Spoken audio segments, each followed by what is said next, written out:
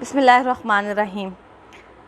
ہندوستان نے ہمیشہ پاکستان کو اپنی گیدڑ بھکتیوں سے ڈرانے اور دھمکانے کی کوشش کی ہے، اور 27 فروری کا جو واقعہ ہے میرے خیال سے یہ لوگ بھول چکے ہیں، اور اب گیدڑ بھکتیاں یہ ہو چکی ہیں کہ ہم لوگ آزاد کشمیر پہ حملہ کریں گے۔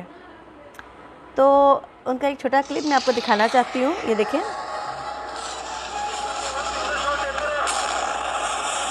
پلوامہ میں آتنک کے خلاف اس دھماکے کی گونج سن لو پاکستان۔ یہ دھماکہ پی او کے لیے ہندوستان کا اعلان جنگ ہے۔ مجھے سامنے ہاتھ چلا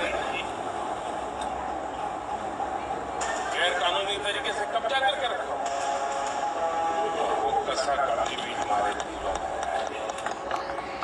یہ دنیا کا واحد ملک ہے جو اپنے ہی ملک میں اپنی ہی آرمی کے لوگوں کو، مظلوم نہتے کشمیریوں کو، مظلوم نہتے مسلمان جو 22 کروڑ ہندوستان میں رہتے ہیں ان پہ ظلم کرتا ہے، اور صرف یہ چاہتا ہے کہ ہندوستان میں اکھنڈ بھارت بنے اور ہندوتوا راج قائم ہو۔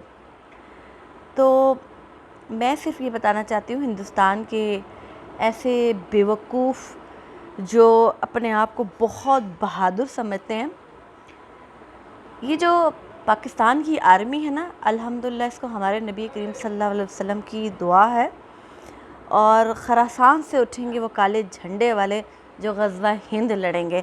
اور میں ہمیشہ کئی ٹائم سے لوگ مجھ سے پوچھتے ہیں کہ بتائیں کہ کشمیر کب آزاد ہوگا، تو میں کہتی ہوں کہ کشمیر بہت جلد آزاد ہوگا، کیونکہ اللہ تعالیٰ جب ظلم حد سے بڑھ جاتا ہے تو اس کا خاتمہ ضرور ہوتا ہے۔ دوسری بات یہ کہ اللہ کے حکم سے اس ملک کی جو آرمی ہے،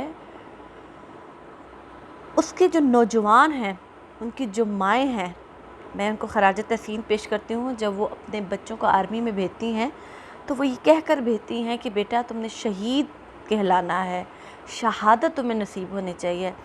اور ہماری آرمی کا جذبہ جہاد ہوتا ہے، اور ہمارے اسلام کا 5واں رکن جہاد ہے، اور اللہ کے حکم سے یہ غزوہ ہند بہت جلد لڑا جائے گا، کشمیر کو آزاد کروایا جائے گا۔ یہ ہندوستان کی غلط فہمی ہے کہ وہ جسے پی او کہتے ہیں، ہمارا آزاد کشمیر، اس پہ قبضہ کر لیں گے۔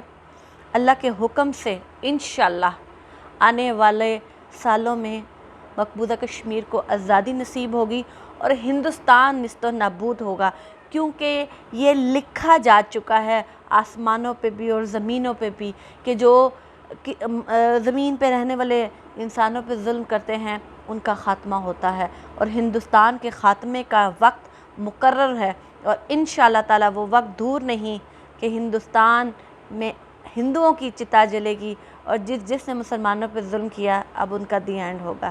انشاءاللہ غزوہ ہند، لبیک غزوہ ہند، انشاءاللہ۔